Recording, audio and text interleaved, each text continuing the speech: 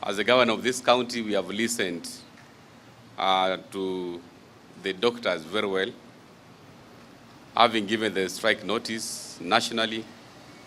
For the last 1 month, the doctors have been on strike, and the issues which they are raising range from delayed posting of interns, failure to provide comprehensive medical cover. These are at the national level.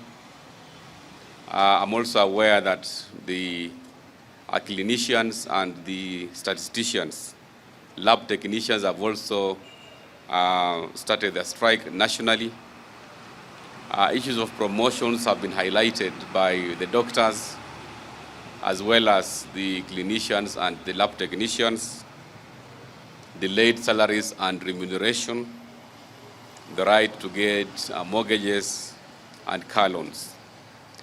Now the status in Kakamega, as at now, we have a few services which have been interrupted with because of the ongoing strike by the doctors. And one of the services has been the surgical services which have been interrupted with.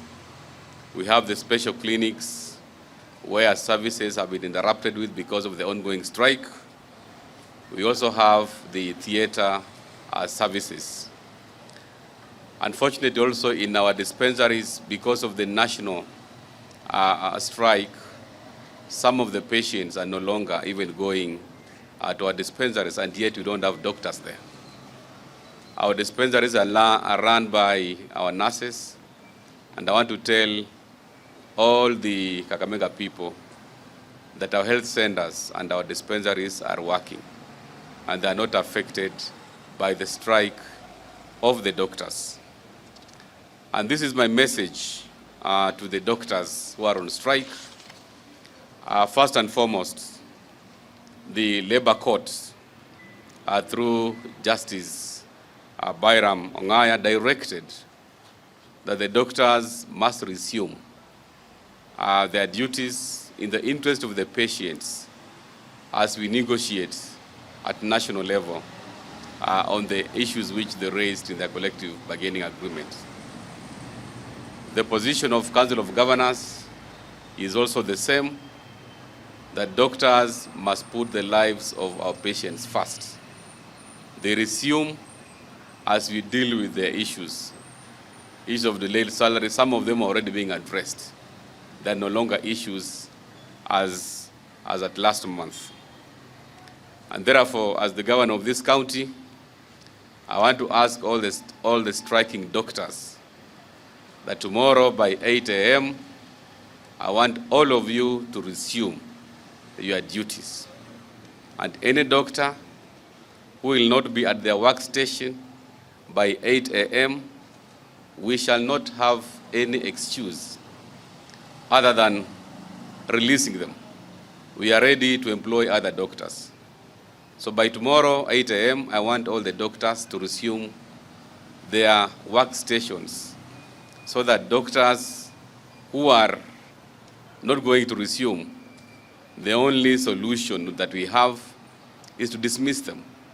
So this is my message that I want to convey to our doctors in Kakamega, that I now direct you resume your services tomorrow by 8 a.m.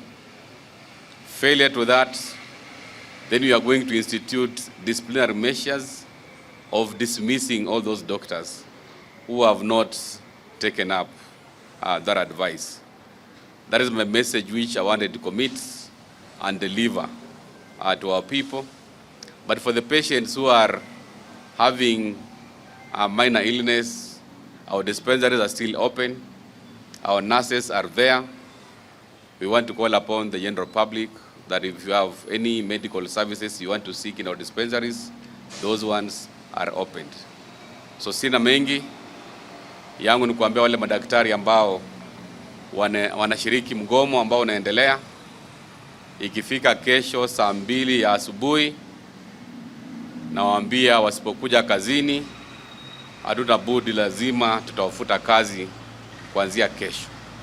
Huo ndio msimamo ambao tuko nao, na lazima madaktari wetu pia watilie mkazo uamuzi ambao ulitolewa kotini ya kuambia warudi kazini, ili serikali ya county na serikali ya juu ya national government tukiangalia vile tutajadili maslahi yao, lakini wagonjwa wetu wasiendelee kuumia kwa sababu ya mambo ya strike. Hiyo ndio ujumbe ambao naambia madaktari wetu na wale wagonjwa ambao wako nyanjani mbalimbali. Bado tuko tayari, tunatoa huduma zetu kwa zahanati zetu kule kwa wards, kwa health centers zetu, kwa sababu tuko na nurses ambao wako tayari kutibu wagonjwa wetu. Kwa hayo machache, huo ndio ujumbe wangu, na maswali nimesema kama mko na maswali, niko na waziri wa afya atajibu maswali yenu kikamilifu kule kwa hospitali. Asanteni.